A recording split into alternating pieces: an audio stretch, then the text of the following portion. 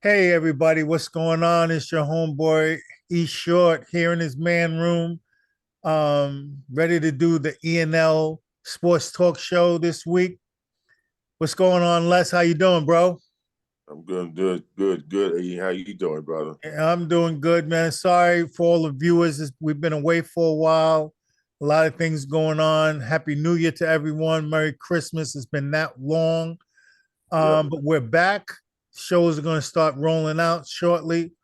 But today we have a guest that transcends just the basketball side of playing the game, as well as knowledge of the game and the impact that he's had on the community. Um, I'd actually would rather less, introduce my brother right here, man. Yes, everybody. Introducing our brother Tony Noel. He's been a mainstay in the Brooklyn basketball and in all the communities in New Jersey, everywhere. Everywhere he goes, everything he touches, man, somebody learns something. So without further ado, welcome, brother. Thank you. Thank you for having me. No problem, Um, bro. Tony, tell everybody a little bit about yourself, man. all right. I am from Lincoln Place in Crown Heights between Utica and Rochester. And I initially started playing in the schoolyard of 167, as it was called then, on Utica and Schenectady.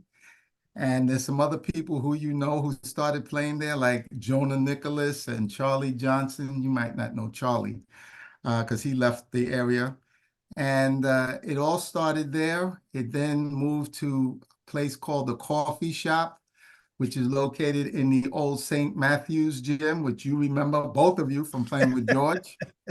And I was learning then. And then I started to play in St. John's a little bit. But I had some problems, and that was I wore glasses, and glasses were not popular then.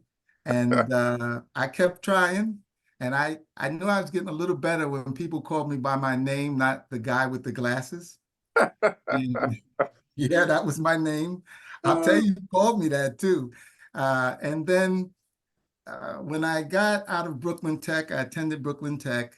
I graduated early. So when I graduated from Tech, I was 16, and I didn't get into any of the colleges I wanted to, and I had mononucleosis. So I missed like the better part of a year. Mhm. And that summer, the summer of 76, I wanted to play a little basketball, and that actually made USA's team, Brooklyn USA. But they said, you can't play, you're in college. I said, Coach, I'm not that good. Why can't I play? And that started my real career in basketball, which is coaching. So Mhm. at that point, I started coaching with a team called Crown Heights Affair. And the head coach's name was Gary. Mhm. And from that point forward, I just grew in that area. It was like a whole new life. Right. Mhm. Even though I played a little bit, coaching became everything. And I met some great people through coaching. And the two greatest people I met through coaching are Mr. Rudy Anderson and Mhm. Mr. Gilbert Reynolds. Mhm. And between the two of them, uh, I just felt that I could compete as a coach. I even coached Les one time in the old Pro-Am League, and it just became a second part of me, second Mm, nature. right. Right. So as I approached my 30s, I realized basketball was changing in New York. Kids didn't care about winning. They wanted oohs and ahs. So I realized that I had to stop what I was doing because I never coached at a high school before. Mhm. And then I came here to New Jersey and I coached in the Little Township League, and the politics were everywhere. I had a guy from Brooklyn who I didn't know in Brooklyn, but met him traveling to New York. And he and I started a team, and everybody was against us for selfish reasons. And then after a couple of years, we stopped, and my son started school, and I noticed they had all these big guys and small teachers. And I said, maybe we could have a basketball team.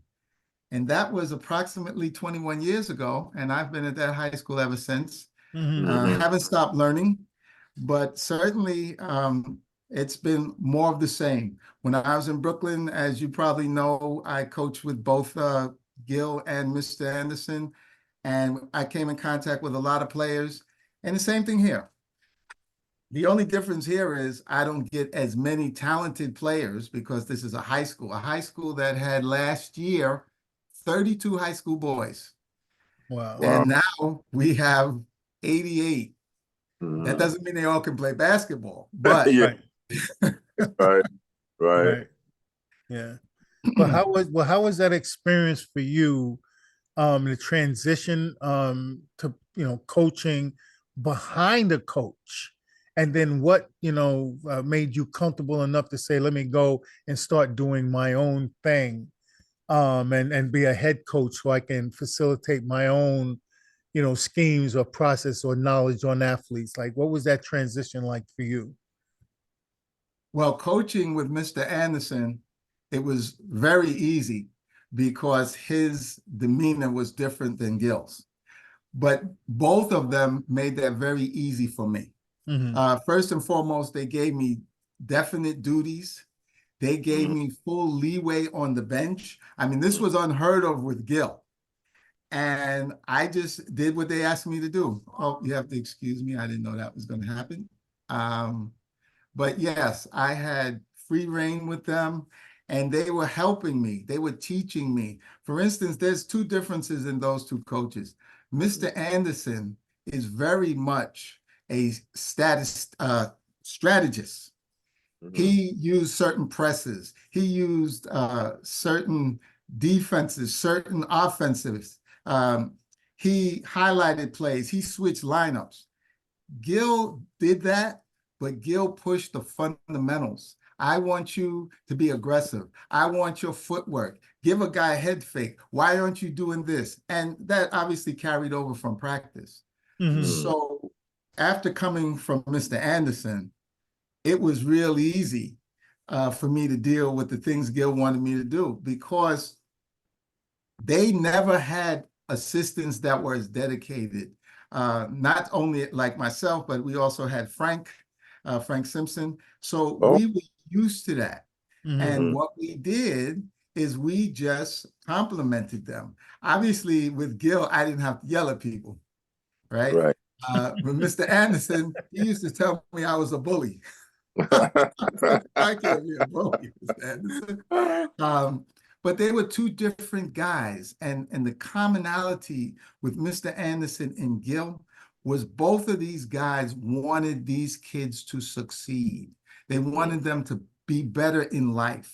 Mm-hmm. Right. Gil obviously had a different method, but it was the same thing. Right. And if anybody knew Gil off the court, they would tell you, as I'll tell anyone, man, he cared about those guys, and he agonized over Right. these guys, over things they didn't do. Right. He legitimately did. And a lot of people don't understand that, Tony. And also Mr. Anderson. I mean, when you commit to doing something with people, you stick to, the info and the things that you're dealing with. But these men went way beyond, out of the realm of the basketball court. And even the basketball teachings had, like life skill, information associated with it. And they were expecting you to make, to understand that, and to be like, I guess you would be considered a disciple of those two guys. Um, what style were you happy with, and what did you use as time went on? What was your style of doing things? Did you incorporate them both, or did you just throw it all out the window and do your own thing? I had to incorporate both because Gil had a different player. Mr. Anderson worked two full-time jobs. So he had to get a player who could come in and he could easily get you to do certain things. One of his best players is, oh gosh, he coaches at a high school in Brooklyn now. And he used to coach at Lincoln.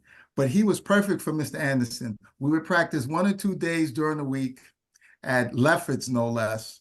And they would come in, we would teach them a few offenses and defenses, and then throw it on the court and get into games and fix whatever mistakes during games. Okay. Gil was a little different. Gil gave these guys a big fundamental base. So you knew how to catch, you knew how to drop step, you knew how to step to the ball fake, all these little things, get in your defensive stance. But he hounded you for that. And then he would ask me, okay, put in a certain press, do this, do that. But when he was at the game, he gave me a lot of reign. I mean, Frank and I with Gil, he could just say, okay, do this, do that. I want you to change this. And then he would do something I never will forget.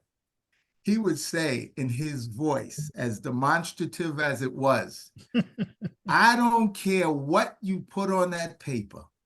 If you guys don't come out there and execute it and play aggressive, it's not going to work. Now, you got to remember, that's kind of hard when he's behind you. You know, he's standing behind you and you're saying, do this, do that. And he says, you know, Gil, it's not going to work unless blah, blah, blah. And so obviously my own style had to be a combination of both. And it depends on where you are. I mean, I'm in the suburbs. Most of my players live closer to less than I do. Most of them live in Princeton, Hillsborough, South Brunswick, New Brunswick. These are not city kids. Right. Yeah. So they're not really used to even cursing. Uh-oh, I'm making too much noise in the house. Y'all have man caves, but my cave has a regular door. Yeah, I mean, but it's funny though, because you know the different style of athlete and you know like where they are geographically living has an impact on what they're aware of and what they bring to the table initially for you. And it's like sometimes, you know, it's kind of like you're starting from square one, but it's like, how did you find it to be difficult transitioning away from city kids to the kids in the suburbs? Yes. And you got to remember that I didn't have to teach aggression. Most Brooklyn players are aggressive anyway. Right. And you have to remember, I used to play at Wingate, Lincoln Terrace, and St. John's, and even the BRC in my teenage years, as well as the old Betsy Head Gym. So I was used to certain type of guys, and I wouldn't be considered aggressive amongst them. All right. And now you put me in the suburbs. That was very difficult. And it remains difficult to this day because a suburban kid is different. My players weren't worried in Brooklyn about me. They were worried about maybe how to get home, or I better get home in time, or some issues with school. My players here in New Jersey, they're driven to school. They don't take school buses or public transportation. They go to school on their own. I mean, their parents take them. When they're juniors, most of them have cars, and it makes it a different kid psychologically. Right. And I didn't learn how to handle it until maybe the last few years, because initially the players were open to this. But as you know, the game is changing and players are changing. I mean, do you guys remember the old rap song, $100 sneakers and I don't got no job? Yeah. Remember that old song? Well, I would love for my kids to have only $100 sneakers today, because nobody's sneakers cost $100. Yeah, it's like 250. Yeah. That's what I'm saying. So it's not the same kid. I have to give him a different type of reward. And he has a phone. That's the other thing, you know. Oh, and mommy and daddy in tow. You know. Eric, I tell the players, when I first started, I think there were 2 parents that had smartphones. I had my old HP 660 something, and 2 parents had smartphones. Now every player on my team has a smartphone. Right. So he's got a smartphone, he's got the latest sneakers, he's got mom or dad driving him to practice. So it changes the dynamic. I also have something that I didn't have in Brooklyn, and that is I have this year 2 merit scholars. That means they have like a 4.0 average. Wow. So it's a whole different dynamic. I don't even curse in these practices. First of all, it's a religious school, so I don't curse in the practices at them. Occasionally, I'll use acronyms. I'll say, you know, what's one of my expressions? Oh, that's crazy. I'll say, oh, that's crazy. What's wrong with you? Are you an essay? Mean a stupid whatever, That's that's Yeah. about as far as it goes. Yeah, and it made that difficulty that's there. I mean, for me, the thing that I, and doing it basically the same thing, leaving and going to Jersey in the suburbs. The biggest thing that I had available to me was the fact that what I left and took with me from New York, I'd let them see that. I put that out there, so I planted the seeds of my way of doing things, and they conformed. And you want to know why? The success gave me a trump card. Mm. When you saw success from the athlete learning and getting better, how you were today, compared to how you are 6 months from now, you're definitely a better player. Coach Short made you a better player. No matter where you were better afterwards. And that was the calling card. And it's like, no matter what's coming out of my mouth, disregard that. Don't kill a messenger, but look at the end result. The cake is good, right? You like the cake, right? And that's but it doesn't work all the time, Tony. Don't get me wrong. But it's like, but that's just my view on how to break that mode that you're referring to, because I agree with you totally that it's kind of like a tough environment, you know. But we adjust as guys who play the game or coached and are there for athletes. We make adjustments, to be able to get our message across, And are you? But are you ever in a position to do abstract things with your teams, or are you like held bound to certain standards that the school puts on you? What would you mean by abstract? Well, in the sense of being able to coach them after the school season is over. Oh, you got to get these new rules under your belt. Yeah. There are new rules in the New Jersey State Interscholastic Athletic I know. Association. Oh, I Yeah. can't coach after the season. Hmm. I can only coach between the 20th of October. November and the end of the season, which for us is some point in early March. And Right. after that, I am not allowed to coach the players. Right. But you are allowed to do the preseason for kids in the gym, but you can't be there though.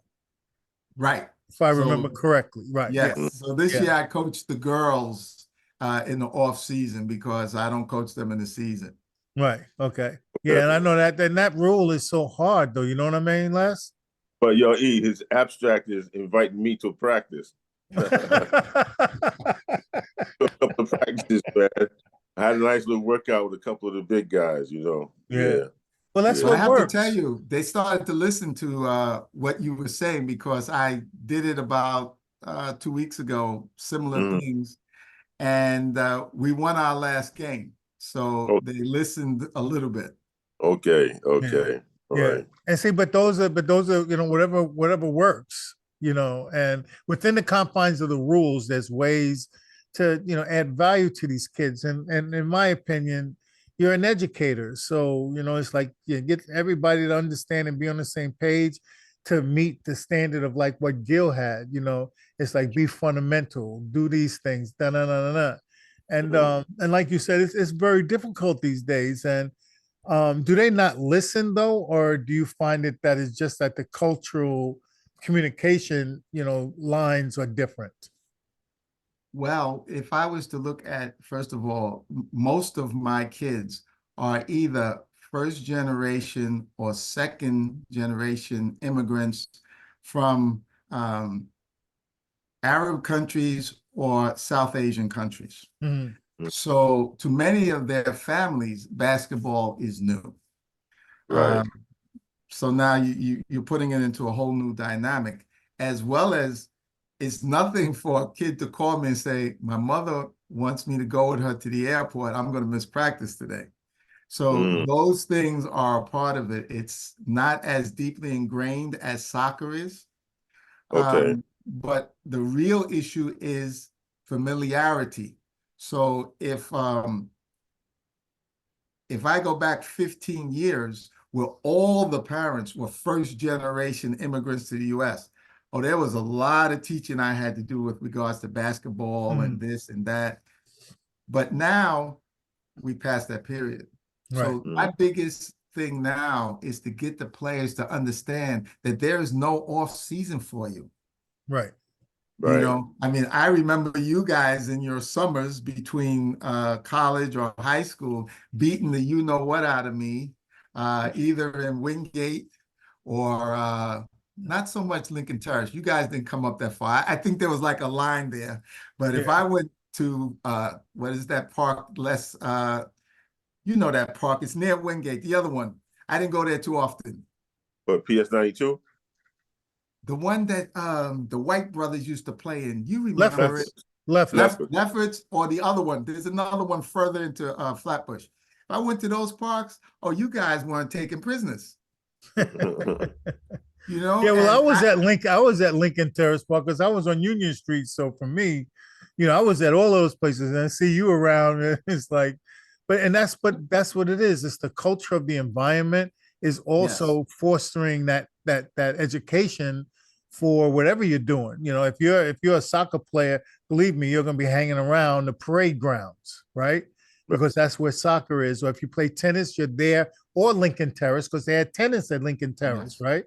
And so, those environments, like going to the suburbs, and you both know, I had to take like paper mache and mold what I wanted, and see what would, come out of that, because like you said, there was a lot of resistance, for all the reasons that you could imagine, whether it's prejudice, you coming from another state and that, that they're not familiar with you, or this is the way we used to do things. This is the way we've been doing it for the past 40 years. All of those things are things that get in the way of, our us having the ability to add value to the community in that sport, But if you break in, that's a good thing. One of the things that I brought from Brooklyn was Gil and Mr. Anderson could cross all barriers. And so when I came here, I was crossing those barriers. I often tell people that when I first moved to Jersey, they had a league here in the town for 30 and over. And nobody knew me here. And I have this little thing I do. I go to the gyms and I don't wear tournament shirts. I would wear some, nondescript shirt, maybe a team jersey, meaning like the Knicks or something. And I was the last pick in the 30 and over league. So I got on this team, and when I got in the game, nobody knew me. And they have like these little rules that when you play, you must play a guy at least one quarter. So they would put me in the second quarter, and I would pass the ball. And the other team was telling me, shoot it, shoot it, shoot it, because they knew, oh, this guy's not going to play anymore. So the other team is telling me that to get me to do stupid things. So I would laugh at them and pass to the open guy for layups, right? And then that's how I got in. People realized, well, wait a minute, he's not just coming here chucking the ball up. He's really trying to win. He's playing the game of basketball. Yeah, I met all the people. So as I met more and more of the people, it opened up a lot of doors. It opened up doors. I found people I could play with. I would say, if someone was to ask me, one of the most influential guys that I ever met when I left Brooklyn, his name is Calvin Fowler. The late Calvin Fowler played on the Olympic team with Spencer Haywood. Okay. Wow. Going back to 68. He was in his mid-40s, and I was in my 30s, and nobody could touch him. I mean, I used to watch him on Sunday mornings beating the pee out of all of us in our 30s and 20s. So these are the kinds of doors that open for me. And similarly with the school. When I started with the school, they didn't have any sports team. but they had people with vision. And Mhm. I knew those people, and we started talking about sports and activities for these kids. And I can tell you, it's nothing I regret. I would say the biggest contribution that I think I made is confidence. You have to remember, a lot of suburban kids are not confident. Right. Yeah. Right. Yeah. Right. And then they come to my team and I start yelling at them. Nobody yells at these guys. Remember that, right? It's not something that they're used to. And I tell them, don't take it personal. And I just incorporate things. If you were to come to one of my practices, you would see some things that you did in your era. Yeah. Mhm. Of I have to course. make an adjustment Yeah. because Yeah. they shoot threes now. Right. And Right. the belief that you're putting in these people to believe in you, and similarly or maybe a little different, coming to Jersey, I had to prove, what I saw, which was contradictory to what was going on. And luckily, and as part of me and Les were talking about before you came onto the show, my daughter and I were talking about it just yesterday, and she's like, she said her fondest memory of back in those days in South Jersey was her playing on a team and getting beat by 50, 60 points by this team called the Mystics. Dead serious, Monmouth County team called the Mystics. Like 2 months later, we played them again and we beat them by 50. And everybody was like, well, how did that happen? And the parents from our team, the girls' parents, were like, because Coach Short is teaching us how to play. So we're progressing versus you guys who are stay at an even keel.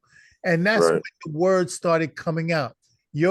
What you do gets around in suburbia a lot faster than it does in the hood or in the city, because parents talk, and Yeah. it's Yeah. like, hey, this guy's working with my daughter, working with my son, and whatever it is, it could be science for all that matters. But if you have an impact on somebody's child, believe me, the community is going to start to know. Tony, I'm telling you. Oh yeah, they've done a lot of things. I think there's a mutual admiration between the school and myself. So Mhm.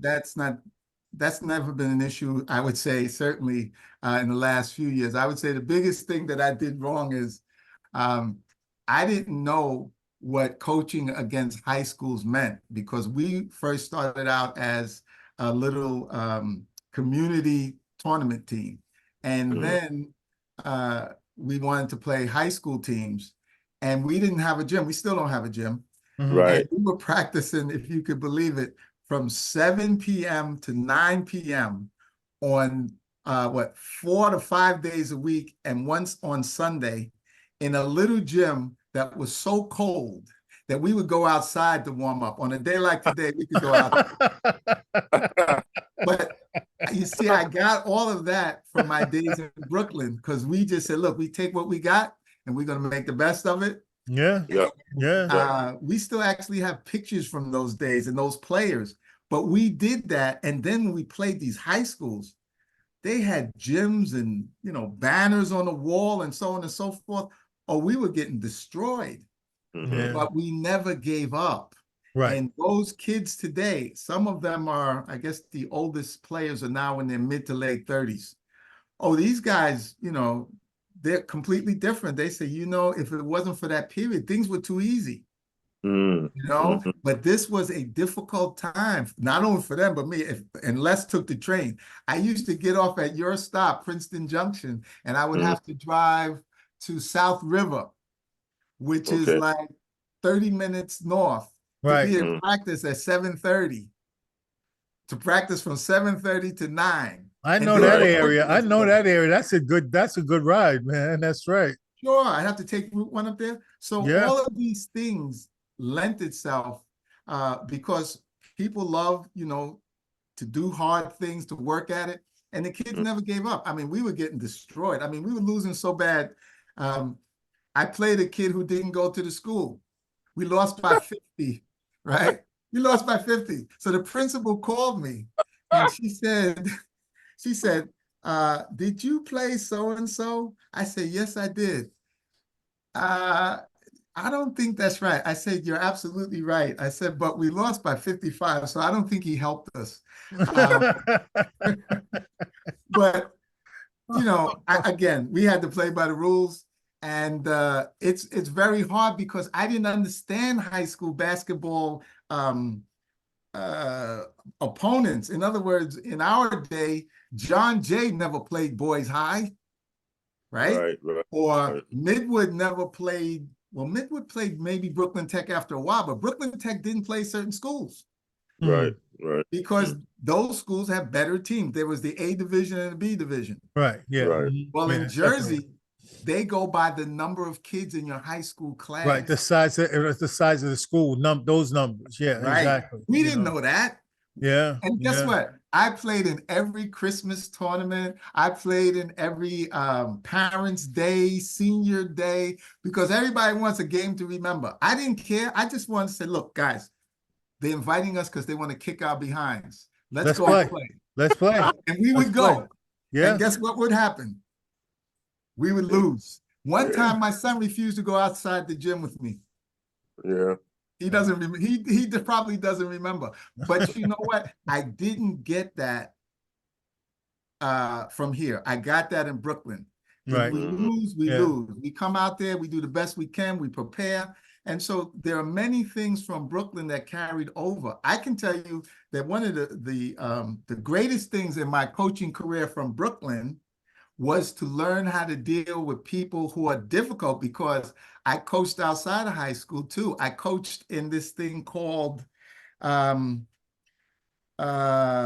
Muslim basketball tour, and we played in cities around the country.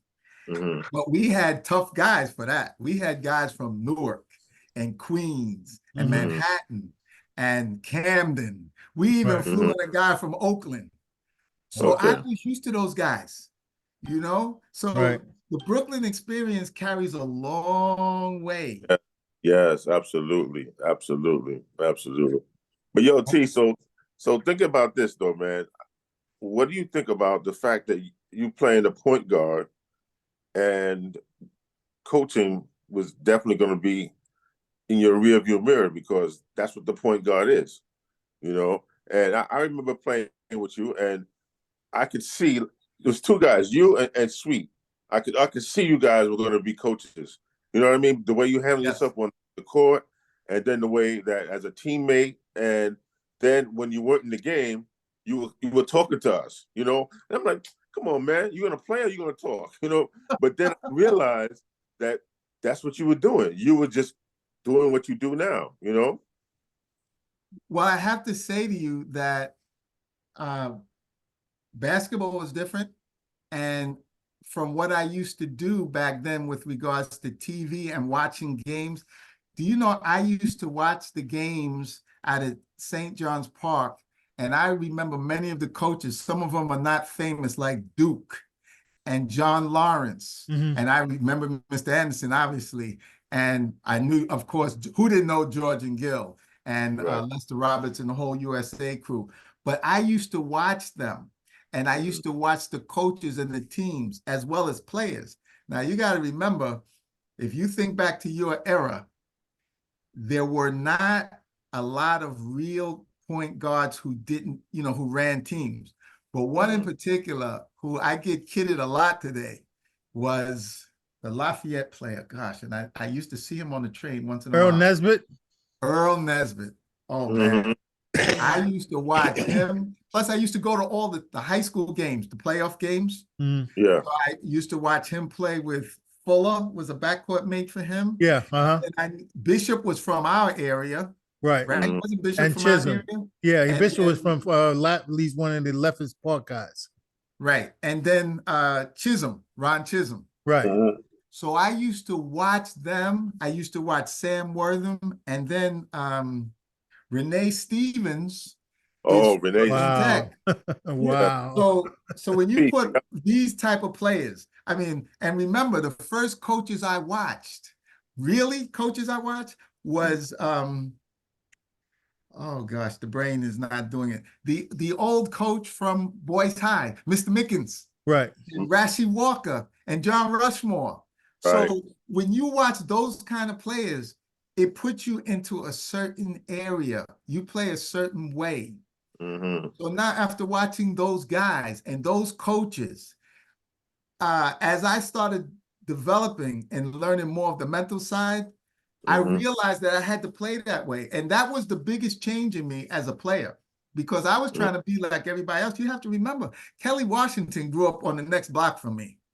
Okay. Okay. Okay. How can you Yeah. compete with that? You want me Yeah, to compete yeah, with because that? Kelly's going at you like But a freight train, like constantly, never nonstop, you know. yo, Right. And it's boy, funny. Yeah, every day.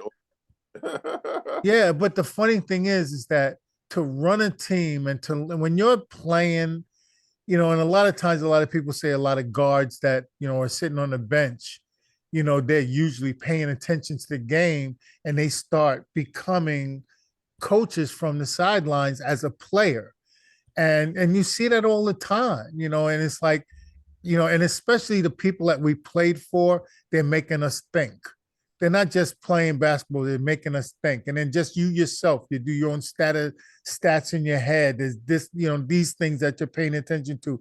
What kind of drills am I doing for practice? And once you get the bug of coaching people or even sharing information, it becomes like a sickness though, because now you're incorporating all these different things you've learned from different people, all these different ideas. And plus, you know, the players are passing the word on about playing for you. And so with that being said, who were some of the players like in New York that you did have an opportunity to share your knowledge with? Well, first of all, I had, gosh, I can't remember the players that Mr. Anderson had. Um, but we had, oh, I wish I could remember his name. He coaches at one of the high schools there. Um, and he was really the first player that I had gotten really close to with Mr. Anderson. But then, because of Mr. Anderson's recruiting style, and I'm going to separate him from Gil. Gil had his own style. We had uh, so many good players. One time we had Carey playing with us. One Carrie time Scurry? Carey played with us in the Joseph P. Kennedy Center tournament on 135th Street and Yeah, the Lennox. Kennedy Center. Kennedy Center. We Yeah. had John Johnson, not John Johnson, the small guard from the Catholic school, the one I think from Eastern District who went to LIU. Right. I know JJ. He lives here now. He lives in Charlotte area now. Yeah. Okay. And so those were two very good players. We Yeah, had, cause yeah, that's right. Cause Johnny did play for Mr. Anderson, man. That's right. He sure did. yes, That's we right. had the late Leroy Greenwich. Greenwich, uh-huh. Remember Yeah. Leroy? Yeah, Yeah, tragic. Leroy. My Hmm? man. Yes, Tragic. Leroy. Yeah. Yeah. Um, and then Mr. Anderson set up this thing. You guys all remember Smooth? Curtis Smooth was his Oh yeah. nickname. Yeah, Kurt Hammond. well, we were just talking Curtis about Hammond. before Yeah. Yeah. we were just talking about. Do you know the experience that how we met him? You should remember that. I think I heard it on one of your shows. But you should know because you were there. Yo, do you remember we used to go to we used to, you know, Oh, get a yes, when group we of went out to Long Island that time. all the time, right? Yes, but I knew him before that because we saw him in tournaments and stuff. Oh, okay. Yeah. Well, like, but Yeah. yeah, and it's funny because a lot of guys we know have possibly come through, everybody's experiences, and you mentioning guys like Leroy, and Leroy was funny because Leroy was I was his counselor at LIU camp, and he always like may he rest in peace, but he brought that to my attention, man. I'm like, I didn't even know that, I don't remember that, and he was like, Right. but he would throw things at me and say, like, you help me, believe in myself. Da, da, da, da, da. Those little impacts that you have on people. And when you do that to people, though, Tony, it's like you can't put a price tag on that. No matter where Yeah. their career is going, your impact on them it's unbelievable, man. It really Yeah. Well, is. the guy I was referring to is Smooth's younger brother. His name is Mike Hammond. Okay. Mike Okay. Hammond played with Mr. Anderson and I another guy from Long yeah. Island who you probably saw him. His name, oh gosh, he listen, he was the first 6'1" guy dunking over everybody. So with Mr. Anderson, I met a group, including, I knew him, but never coached him at that point. You remember Kenny Mouse McFadden? He went to Name. Cleveland State. He was another one we picked up. Mm. And Mr. Anderson was very good as being a general manager. He would put players together and teams together based on roles. See, that Right. was a little different. He would Mhm. take only certain places. He would say, Tony, I'm not going to take that guy. He's not reliable. He's not going to show up, and he's a head Right. case. You know, Well, that yeah, was yeah, that was his favorite expression. That Yeah, guy is a head case. yeah. yeah. Well, that's funny because we hear stories of people, mentioning your name, and that to us, that's one of the other reasons why we decided to bring you on, is because the things that people have said of how you've impacted them has been just something that we felt necessary to that push you on the list of, let's say, let's get him in here and tell the story, because like I said before, a lot of these athletes, man, you don't get an opportunity to hear from them, but they've had like one heck of an impact. You've had a heck of an impact on them, you know, and you probably don't even know that. Well, some of them I know. So, some of them have told me. One time when you had Joe on your show, we talked for like 3 hours after I came out of practice that night because I hadn't seen the show until that afternoon. And I do appreciate it. And again, it was something that was passed on. If I was to mention some of the people in my neighborhood who are older than us, they're in their 70s now, if they're still alive. Those people did the same thing for us. Right, They right. helped us. I mean, I didn't, oh, look at this. Yeah, there you Look at this. go. Yes, sir. Look at this. that The program was director. that was the surprise, my brother. Oh, wow. I saw the JJ, but I wasn't sure. Yeah, that was Wow. the Yeah, surprise, man. What's happening, Everybody, we man? got Wow. Joe Jackson on here, and Wow.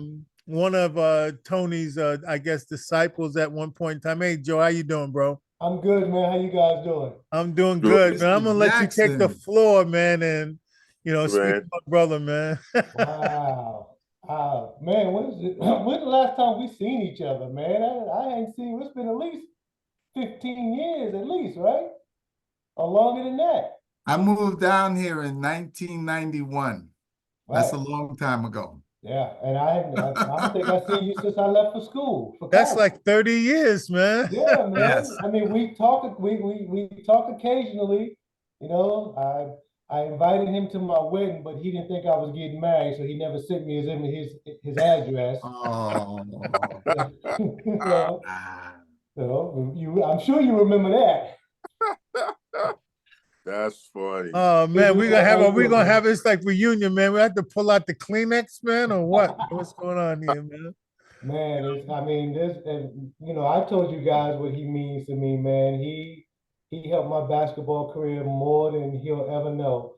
Like I said, he made me the on the ball defender, or the defender that I became, because he was left-handed and very quick, and I used to try to guard him, and he would always get by me, but he taught me the inside out move on the inside out move. He taught me that, and then I kind of perfected it and put it in my arsenal. So that helped me out on offense a lot to get by people. But man, this dude, man, he used to come pick me up in his little red, was it a 280Z? Oh no, you mean the little red car? The little red car, yeah. That was Toyota Corolla GTS. Yeah, he used to come pick me up, and we'll go to Staten Island and play. We'll go to BRC. We'll go to Chelsea. Wherever we'll go to the park, wherever there was a court, he'd come and we just work out. Yeah. Well, I have to tell you that I can't get credit for that move. First of all, I watched Pearl Washington take that move and destroy players, egos, coaches, everybody. And I said, that move, I have to learn it.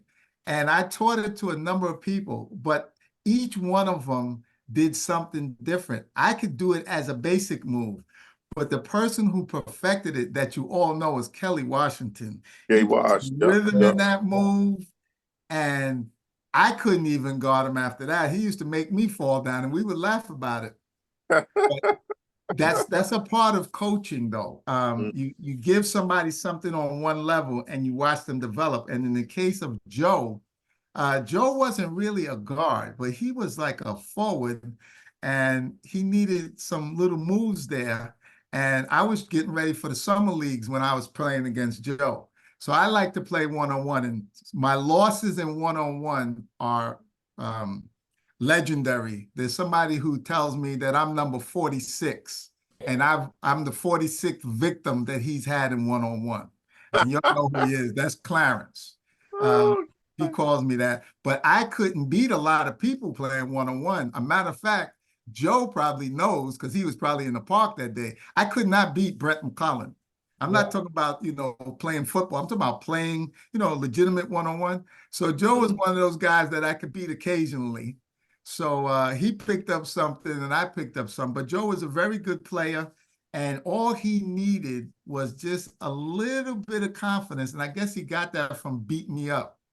Because he does me there that he used to post me up, and he did. Yeah. I mean, I mean, after, talking with Joe and seeing some of his comments that he has been putting online, I right away made the connection, and me and Les talked about it. And it's like, we got to get you guys together, man, in this forum, because giving their roses, so to speak, it works both ways. And Right. and one of our intentions is to bring, like some, happiness to this process. And it's kind of lighthearted because most of you guys we all know. And this was kind of important for me, to just to do this, for this moment. Because you guys obviously have had an impact on each other in some way, shape, or form. And like I said, what we're talking like I said, like 42 years, 32 years. You guys haven't seen each other. And this means something, man. So I'm gonna shut up, man. Let you guys talk if you don't Well, want. I'm gonna get on Les and you for a minute just to show you what happens when you're really a student of the game. So, for instance, Les's signature shot was the little jump hook. I teach the players that, including the ones that you've seen, they didn't listen to me, but they'll listen to you. They're probably afraid of you. Yeah, I teach things because I watched you guys make those moves effective. I also have, and Eric may not remember, but Eric used to come to Henry Street occasionally for Operation Athlete. Yeah. He had a very good turnaround jump shot.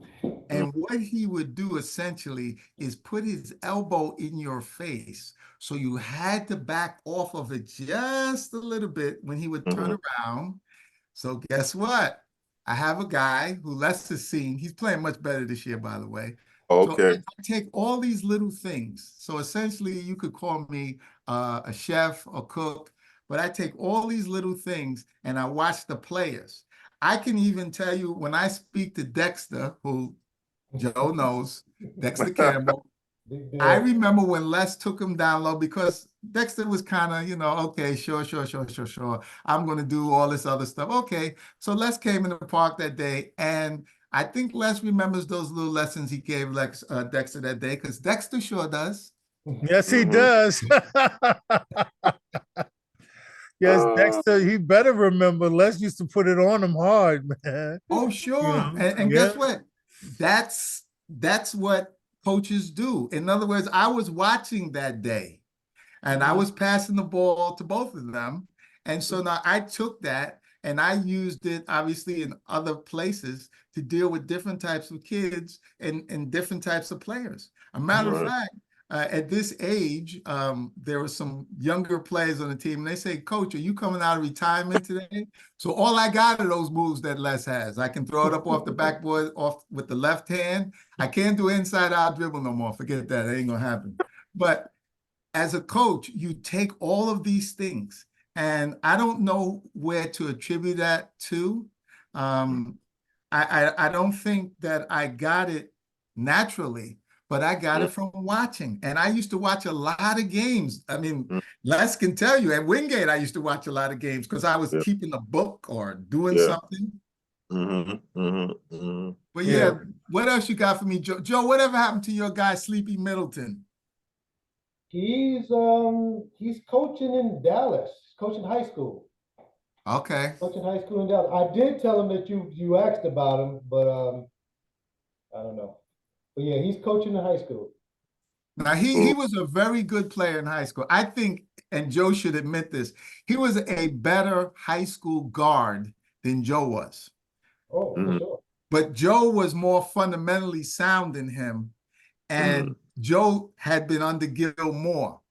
So we went to the Henry Street Settlement one time with Gil. We played our little one-on-one games, and he thought he was going to just dog me. And I said, okay, I know, because I was a coach. I would look at his feet. I would look at how he shoots. I would look at when he shoots, all these different things. And then we had a better relationship because then he realized that I wasn't trying to compete with him. I was trying to show him what his weaknesses are so he could change. And that's really the essence of this coaching thing. You're trying to improve people in their lives. And I can tell you, I never, this player, and I saw him about 3 or 4 weeks ago. He blew a game for me, his last game as a senior, and he really didn't like the fact that I didn't like all of his fancy passes that were becoming turnovers.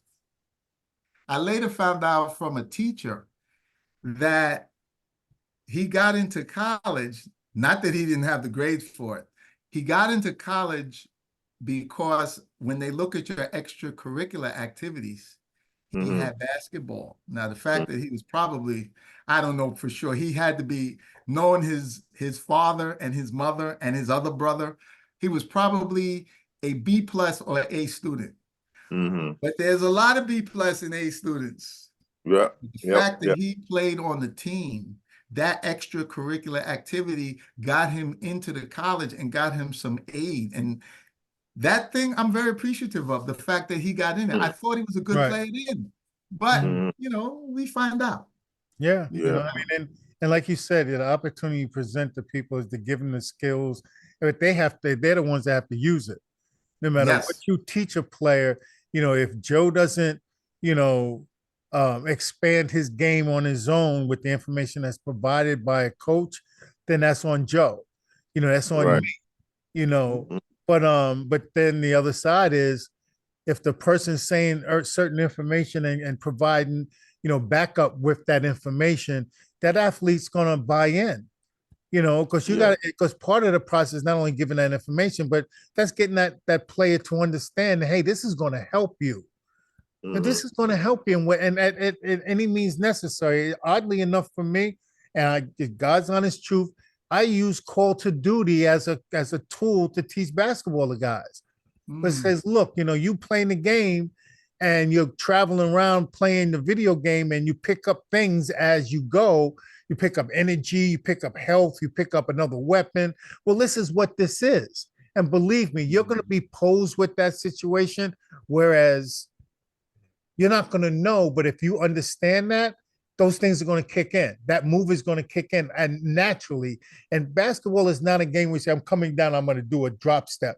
No, it's kind of like you do it because that's what's available to you, you know? And that's what and that's the essence of understanding how the game works, you know, with all the other, you know, dynamics and but that's your job, Tony. That's what you do. You know, listen, it is a privilege to coach basketball. I don't know if coaches feel that way today. And I think in my particular case, I'm very thankful to the Lord above for the people, including all of you, because I can tell you, my father, he did the sports of his era. They did boxing, baseball, and very little basketball at all. Martial arts they did back then. But when you think about it, you think of Joe Louis and you think of Jackie Robinson. All right. Now our era, which is the 60s and 70s, it was basketball for the most part. Obviously some football. some baseball, but basketball was the most popular sport. So I had, nothing at home prepared me mentally for this, except for the fact that my father and I used to play a little chess. And I can tell you, coaching basketball is live chess. I tell everybody, once you start coaching basketball, you really don't want to play chess, because as great a game as it is, this is on another level. Yeah, Look at the human element. it Look at really Joe is. Jackson, the human element. Yeah. I could tell you our last game that we won, I sat down with the coaches. We picked up a new lineup. One of the players he wanted to start didn't come. So we had to start another guy. He didn't come. That guy came to the practice before, and I was concerned. And what I did was I did one of my drills that Joe's going to remember. 4 players against 3. You remember that drill, Joe? I had to bring it out because if you're a ball handler, you got to be able to handle 4 guys playing against 3. You got 2 options. They got 4 guys defending, so you got to be tough. And I put him through that, and the next day, which was the game, he played much better. He didn't turn the ball over as much. He had more confidence. Now, the one who didn't show up, he's actually probably a better player, but that's the human element. Right. Yep. Yeah. That's right. That's Yeah. right. Yeah. And It you doesn't put, exist in chess. yeah. Quick No. question for you, Tony. What was your biggest pet peeve about me in my playing ability? Don't try to dunk the ball, Joe.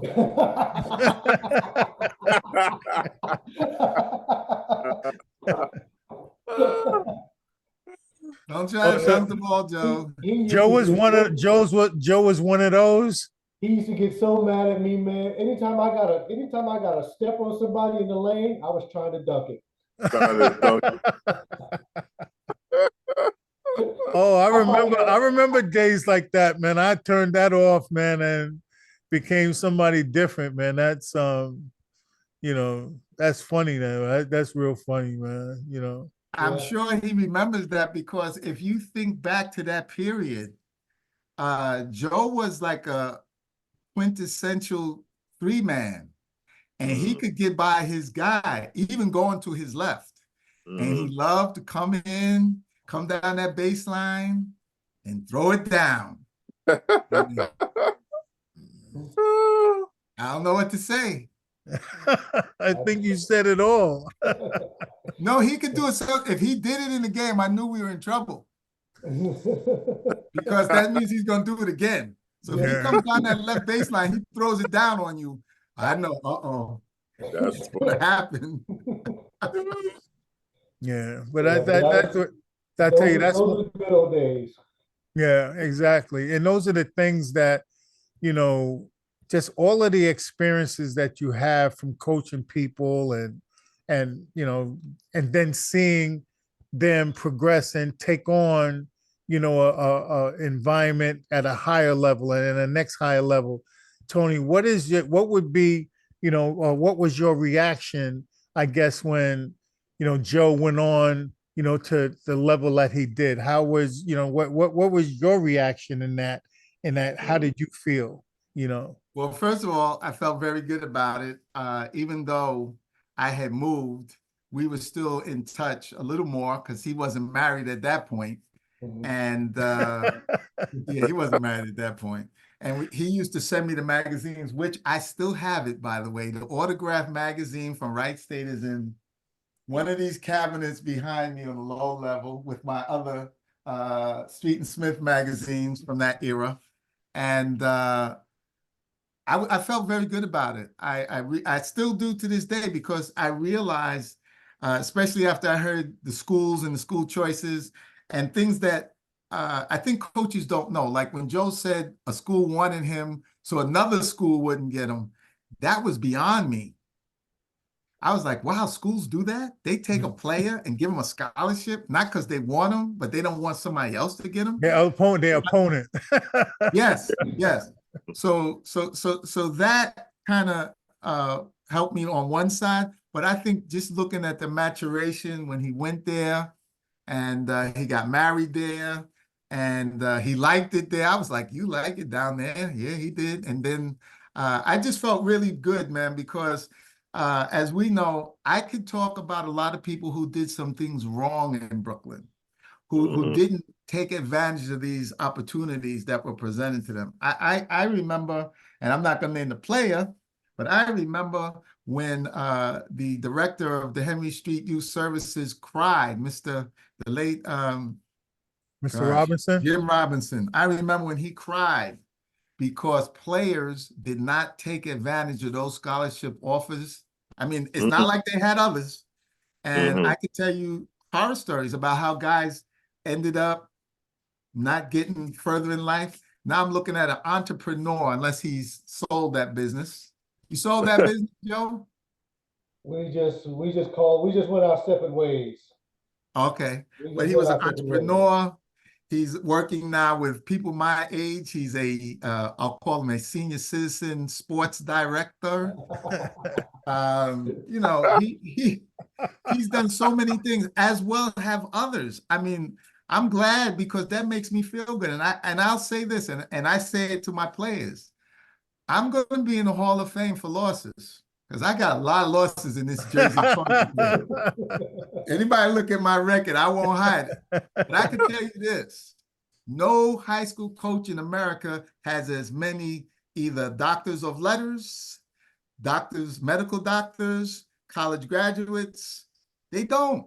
Yeah. And that's because that's where the real emphasis has to be. And I, of course, use that in my house. My sons, they like basketball a little bit. One of them still thinks that he could have beat me when I was young. I'm like, I don't know.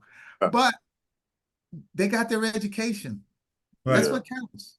Yeah. You know, my daughter got her education. So we know that we wouldn't be involved in this game anymore if it wasn't for our education. I mean, I'm retired. I've been retired now since 2016. I couldn't have done that if I didn't have my degree, earn some money, manage that money, manage the family. I mean, these are all things that are very important, more important than basketball. I look at Joe online, has his videos with his son, and I think about that. And think about the kids that we saw when we were the age, 14, 15. I could tell you stories about Betsy Head. And one of my, even though I wouldn't call him a coach in the sense that he was known, but he was a mentor. I used to practice at Betsy Head Pool in the winter. I don't know if you guys ever played there. Yeah. I played. In the winter? In the pool? Yeah. Okay.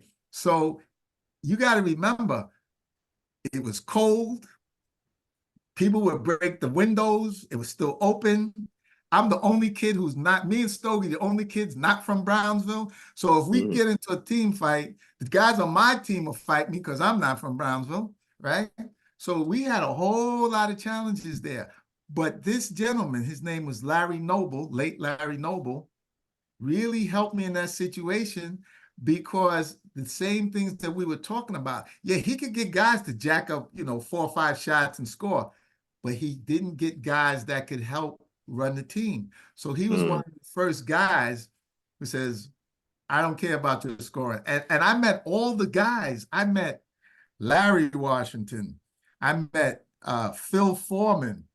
A matter of fact, I'd say the biggest story I have is I actually knew Kurt Sumner before basketball. I knew him before he lived in Brownsville and projects. And all of those guys, I learned something from them. Something, not everything, but when you're around those kind of guys, you learn something. Yeah. Right. And those are the things I took. I can tell you that when I watch these NBA guys today, I don't think they can run and gun better than Phil and Kurt.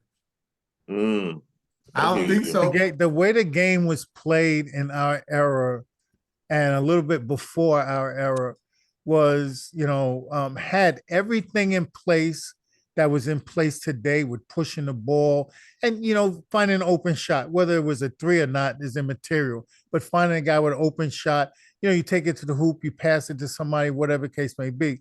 But and I always say this to people, we were all so taught to be efficient in what we did that it wasn't a waste. We didn't waste anything. And, and that is important to me. And it always will be in the game. We never waste it. You see waste in the game today. As an NBA game is playing, as a college game is being played, as a high school game that's being played, there's a lot of waste. And when I say that, there are mistakes that shouldn't happen because it leads to a lack of success on a possession. On the offensive side or defensive side, we had efficiency as our like foundation of the way we played. And then and our coaches let us go crazy. If Joe wants to dunk on somebody, let him dunk on somebody. There's no question. Right, Les? Joe. Am I right, Les? If you're gonna Joe, if you're gonna dunk on somebody, you dunk on him. That's what I would have said to you. And the whole thing, because that's that effort that leads to other things. That's how I would have at least presented it to him. But now it's like I can't even present anything to the player because he'll go and play for somebody else. Because he has his own idea of how to play this game. And he's not open. And Tony, you were saying like whether or not they want to listen or not. And how those big men started listening because the things that Les was telling them. These young people don't want to listen because they think they figured it out because YouTube has been their teacher. And that's sad, and because you're seeing guys do stuff and they're not being held accountable. And as a player and as a coach and as a trainer and whatever you want to call me, I find it revolting to me that I am trying to deal with a play to get them to do the right thing. And then you have mom and dad who walk around with nooses because they're ready to snatch their child away from you if you're not doing what they want. They want you to do. Yeah. And it's like, but they don't understand. And even trying to explain, it becomes like a battle. Like, why am I trying to explain you something that just doesn't impact you? It's impacting your child, So I know that your efforts are not going to deaf ears, but it's harder than, sure. And you guys know, I think Joe knows him. Joe, you remember Rudy King? Yes. Rudy King was the head coach at Bishop Loughlin at one point. And I won't mention the player's name, but he said the parent told him, if my son is not starting on the varsity as a freshman, he's leaving. I'm like, wow. Wow. But listen. That's the problem with that. That's one of the problems I think that's different from when we played, because if I came home with a bad grade, the first thing that was being snatched from me was basketball. Practice. You ain't going to a game. But now these parents who don't even have much thought or knowledge of the game, but because someone says, oh, your son is going to be the next this person, your son's going to be the next that person, now the parent is like, okay, well, my son need to be doing this, that, and the other. And then the dude can't even get 400 on his SAT. Right. Yeah. Yeah. And it's crazy because that battle, you can't battle that parent. It's for some reason you can't get in their ear. They won't listen to what you have to say. And that, it's like if you're not speaking from the lanes of being in the circuit of EYBL or Adidas or whatever sneaker companies that their circuit that they have, then they don't want to be bothered with you because my son is going to play for Duke. Like who says, and 5 years later, your son didn't even play for, the community college in your local town, so that wanting that you expect of your own child living vicariously through them, that only works when you have the right people giving him the advice. Don't say your son's going to be a good mathematician and have somebody teaching you, math that, that dropped out of school. Like in Armageddon, the guy says in the movie, he says, I was in school with that guy in FIT. And I think you'd rather want to listen to a guy who got an A than a guy that got a C. You know what I'm saying? And that's what they're listening to, people who got C's, and it's like, I don't understand it because that person's, they're selling pipe dreams, and a coach that does a good job, his adversary is the guy selling the pipe dreams because you're in the way of teaching to get the kid the right way. And that's with anything, whether it's a sport, math, whatever the case may be, I think it's going to be very hard to reverse that trend because this year there's NILs for high school players. Oh, Oh, wow. wow. yes. Yeah. And it's going to be a mess because that is your ego becomes something. You're writing checks that that you don't have, and it's like and that makes you harder to coach because you like you don't know why he's going to listen. You're not going to listen to anyone. And if things don't work out, you'll transfer and go to prolific prep.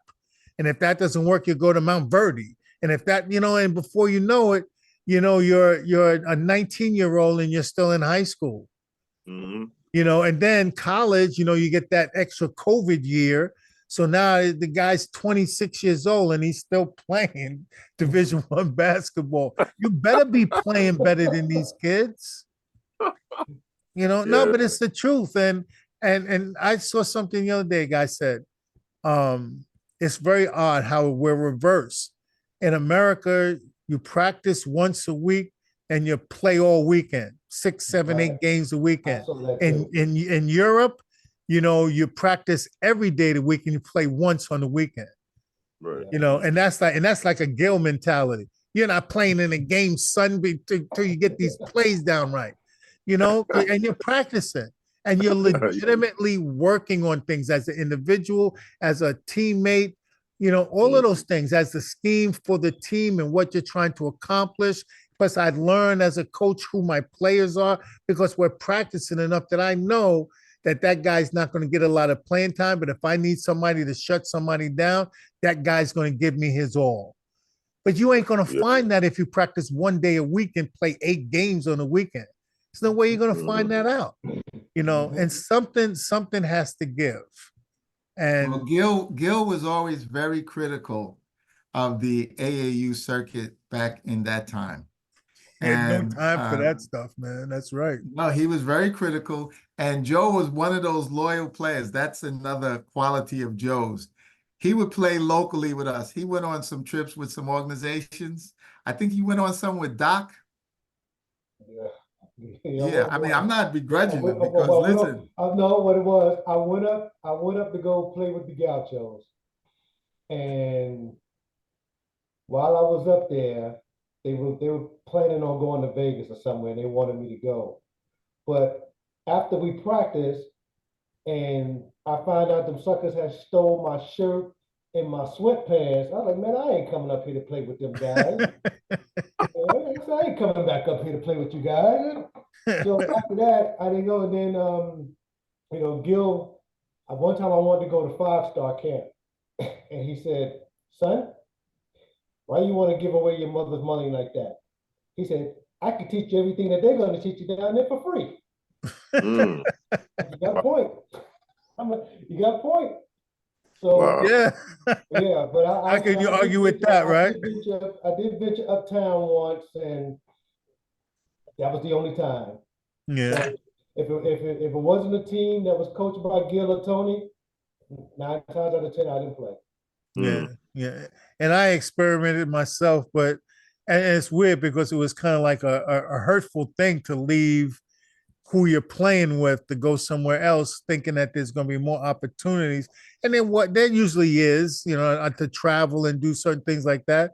But you also find that I feel like I'm like after playing for a Gil or a George, which I did both, playing for anybody else was like a letdown as a coach. Because now, like we we're saying earlier, Tony, how as a player you learn by the coaches that are around you. So now I go and play with Riverside, and it's like, he ain't coaching, he's just subbing. There's no coaching being done. So no, that's what happens. That's what happens. And that's the fall off on it. Like playing for those high level, travel programs. And the criticism is you're not learning anything. Because you're out there and they throw the ball out and you're being coddled. I have a freshman guard who I think probably might be a very good player. He's just going to start games now. He didn't start because I thought he was a better 6th man. Sound like you, Joe? And he plays on the AAU circuit. And he's been playing for a number of years. He's a freshman. I found out that he shoots a jump shot and the ball touches the palm, I'm sorry, the heel of his hand. Mm-hmm. How could you let a kid get away with that? And Mhm. I've only had him since November. Mm. I watched him. I said, you can't shoot like that. What do you mean? No, no, no. That ball's got to get off the heel of your hand. I think that the AAU program could be much better if they didn't worry about wins and sneaker contracts. Right. Because he played, I mean, this kid plays on some good teams. I can tell because he can play. Right. But there's certain things that you just can't let these kids do. But again, it goes back to what Eric said, which is these coaches don't want to lose these players. Listen, I can tell you, I got a kid, and I learned this from Gil and Mr. Anderson. If a guy said, if I don't get back in the game, I'm going home. First of all, Gil might throw you out of the gym. Yeah, Mr. right. Yeah. Mr. Anderson would say, well, why don't you go home now? What are you waiting for? Yeah. Yeah. Don't waste anybody's time, Sure. and it's funny because I mean I've had experiences, and I think I might have mentioned this story before. I'm not saying no names. Young man, brother was like, who's who at one of the major colleges in America. He's playing, he's 6'11, his brother's, 6'11 playing with us, and he's shooting his jump shot like a girl. That little step side, that side thing, 6'11, 6'8, well, 6'9. And you're taking that. I'm like, why are you doing that? Like you're shooting like a girl, like stay underneath your legs, propel yourself. You don't need that extra movement. People close out on you with that. And, these athletic, guys are blocking your shot. And I'm saying that in front of dad. Hour and a half goes by. One of my partners comes over and says, hey, Eric, you can't talk like that to these players because he's thinking about leaving and going to play with somebody else because of what you said. And his brother played with so and so and like at so and so. I didn't say where. And I'm like, but if Roy Williams or Mike Krzyzewski told him what I said, then he'd listen. Mm-hmm. But since I'm saying it, it's like you're gonna leave. Well, leave then. You want me to leave? I mean, I don't understand. Like my role is to critique players and create opportunities for them offensively and develop them. And I'm being told not to tell the kid what's going to make them better. I don't understand. And it's like, because you upset him. You upset him. What do you mean? Really? And he ended up having a career at the same school his brother went to. His career average of point scoring, if I remember correctly, I think was 4.7. 4 years, man. Average 4.7 points a game, and that's only probably playing in 18 games in a 4-year career, Well, Eric, I have to tell you that the players are different today. And one of my players told me at the last practice, because we lost to a team that was a lot shorter than us, and they out-rebounded us. And we have a big man who Les has seen, who's about 6'4", 250 pounds, and they did a lot of work on us under the boards. So I said, you guys got overconfident when you looked down there and you saw those little short guys, and you said, hey, we're playing a bunch of midgets. My players told me, hey, coach, you can't say that anymore. That's a slur. You can say a bunch of short guys, but you can't say a bunch of midgets. Yeah. So it's a different era. Yeah. You can't say certain things to players today. Yeah. I said to a player, he's Lost in Space. So you guys remember the old TV program, Lost in Space? I sent him a meme with the robot, Right. Mr. Robinson. And Right? you got in trouble. No, what happened is I was yelling at the game because it was a blowout loss. So he was in the fourth corner, and I said, you don't remember any of the plays, you're lost. Well, his mother was watching, and his mother called me and said, what's going on? I said, your son is lost. He doesn't know any of the plays. It's not personal. Yeah, you can't say certain things today. So that's another thing. Oh, yes, I can. Hold on a second. I'm sorry to cut you off, Toy, but yes, I can. Eric Short ain't bending. And that's what it is. I stay strong I have to be who I am. because it's beneficial for me to stay the course as to what my role is. And I'm not going to give up on your child. And that's what my argument is. I understand it's like it's upsetting to you, and you know what? But I said I'm not going to give up on your child. And it's like these are the quality. I wouldn't say anything to him if I didn't think he could play. But I see something in him. You have to let me do what I do. And I said, I'm not fooling around with you. I'm dead serious. I said, no disrespect to you. Let me do what I do. I said, I said that you don't understand. And I'm sorry, but that's the way it has to be. And that's a nice way, and that's a nice way of doing what Gil or George would do, is like, get the hell out of my gym, you know. But but what Tony is saying though, in a structured high school situation, the rules are different.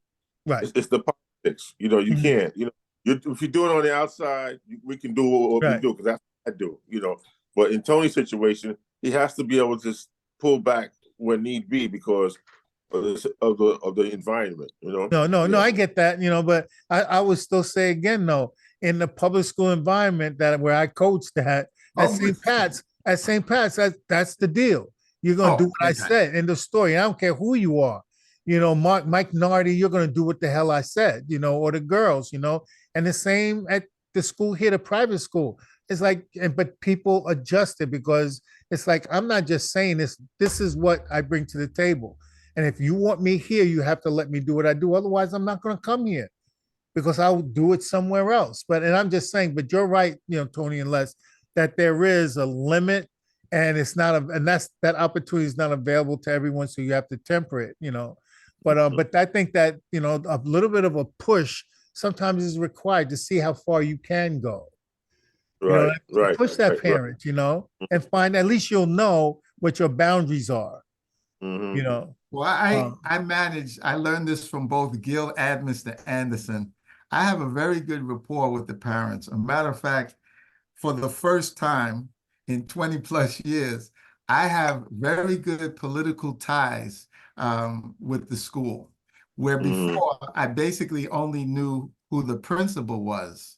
Now I know not only the principal, but I know the board members.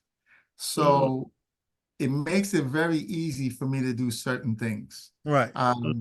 Obviously, I don't curse the players, but no, I don't mean in that sense. And I get that. When I say curse them, I mean I don't even curse in practice. I used to do it when we were practicing for other teams with older guys. Well, in this environment, I don't do that. But what I can do now is I can call anybody's parent and say blah blah blah, and it'll take care of everything. It will take care of it. And that's something I unfortunately or fortunately learned. They make you take these coaching courses now. I would tell anybody to take them because I have a parent, teacher, coach meeting every year with the players and their parents, and I have the assistant coaches. And that allows me to smooth out everything. Right. So yes, I agree. You're talking about on the onset of what you're trying to accomplish, and sure. So freshmen, I didn't have much input with freshman parents, but all the sophomores and juniors, I don't have any seniors. Right. So I was able to do that, and that made it so much easier because now I have those parents, they know they're going to jump on the guy. Right. And that makes it much easier for me. So now if somebody doesn't do their work and the parent says he can't come, I already told them.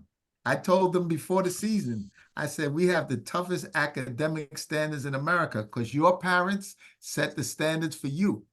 Right. So I had players, parents said, you don't get an A in this class, you're not playing. He laughed. Guess what? He didn't play. Yeah.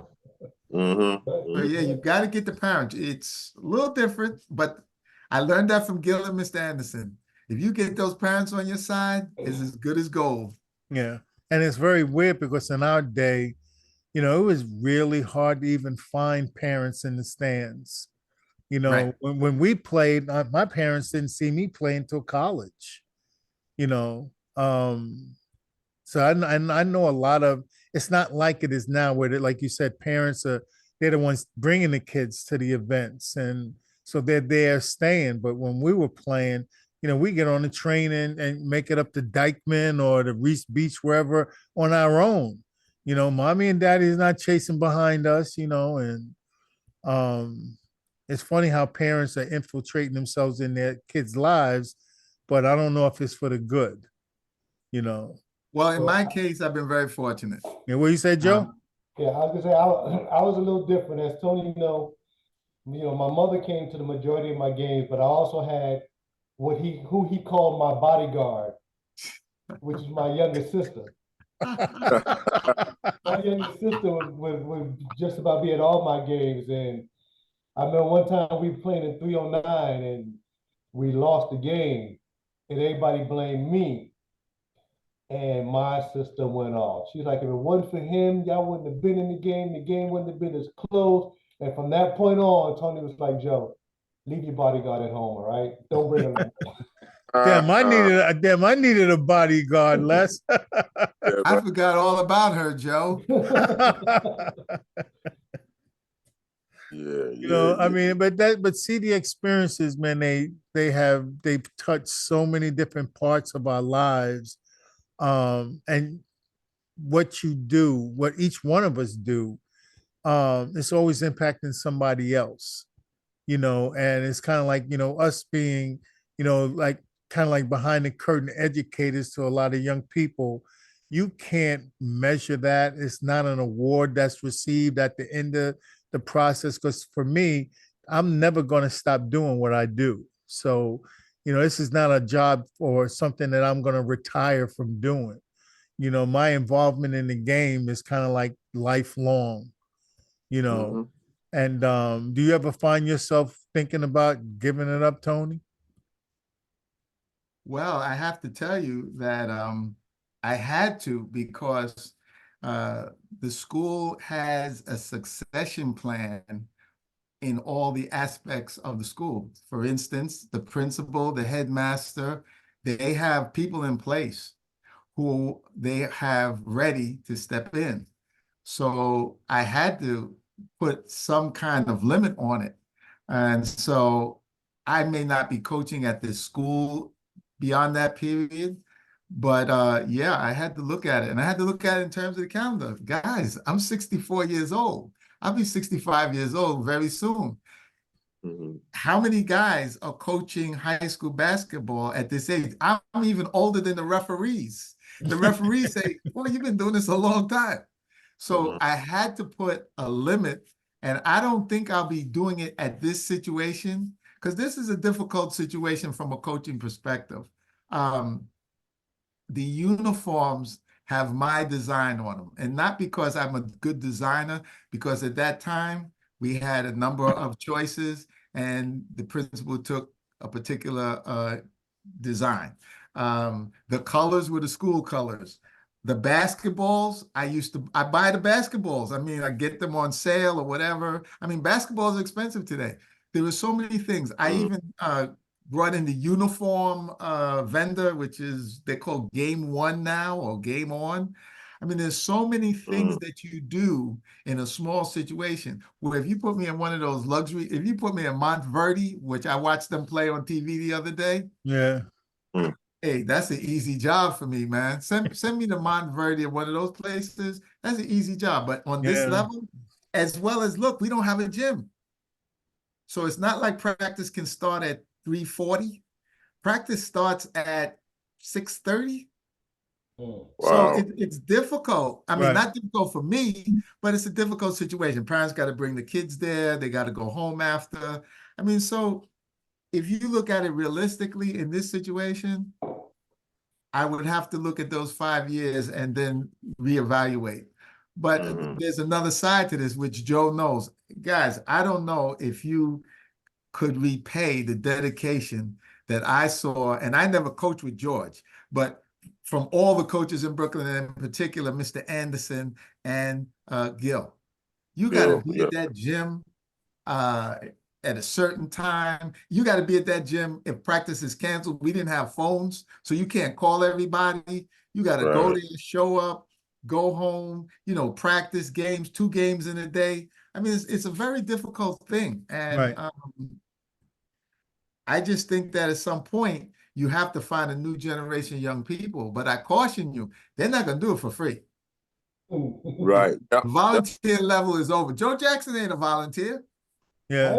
Man, I Yeah. volunteer. Hey, to this day, Oh, nobody in this job. yeah. Oh, no. You know, but it's funny because in coaching, I know a lot of guys, you know, they, you know, want money and, you know, even doing the AAU thing, like some organizations sneak up, you know, they're guys are getting money. I don't want a dime. I want a dime. And I mean, I've run my camp, you know, for 19 years. I think the most money I've made in total was definitely less than $1,000. 19 years. And that's how much money I'm not looking for anything. I mean, the love of this, you know, is controlling all of that. And I understand what you're saying, like in the school situation, it's a little different, but I don't ever think that I'm trying to find a good situation for me to actually go back to coaching. Like I need something that's perfect time wise for me. And because I know that the value is going to take care of itself, you know. But yeah, there's other issues to deal with, health and you know whether or not it makes sense, you know, for the because of the family and all of that stuff. But these kids need people that do what you do, Tony. That's it, and that will pull on you to stop you from wanting to walk away. Is that you know that what you know you have, you know, you got the best pizza in town, bro. In other words. Hey, look, guys, I gotta run. Okay. I gotta actually go do some work now. But Tone, it was good seeing you, man. My pleasure. Thank you guys for inviting me on to spend some time with my mentor. All Okay. right. We're I going to talk definitely, soon. man. I want you I'm to glad come to you were one of my helpful. practices. Huh?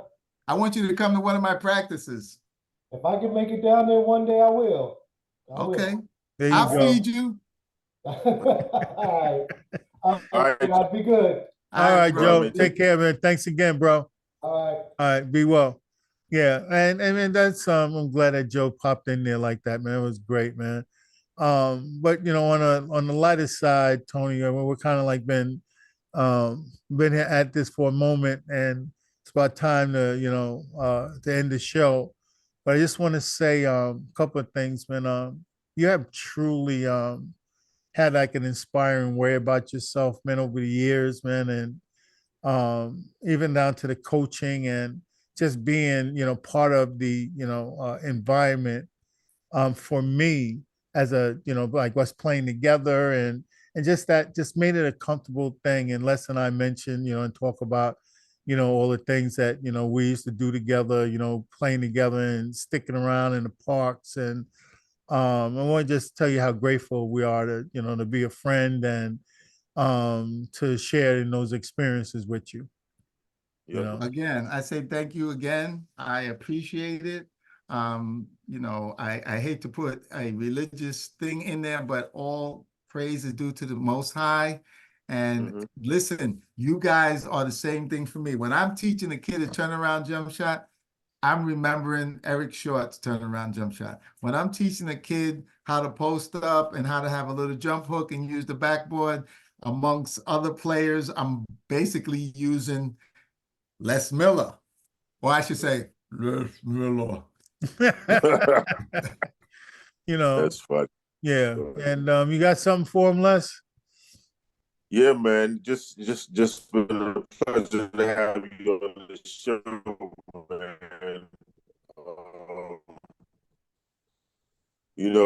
I'm gonna come down. You sent me this schedule for this month.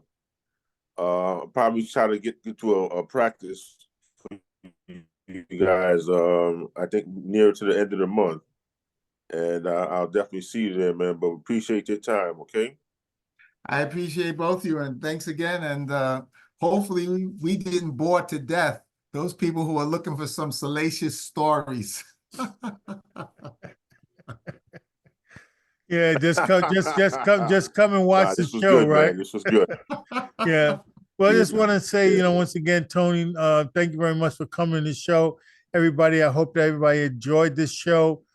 This is one of our the most enjoyable experiences in doing this show because this is a gentleman that, you know, we spent a lot of time with, you know, playing. And just want to say thank you for showing up. and we'll definitely see you guys at the next show. Take care. All right, brother. All Peace. right.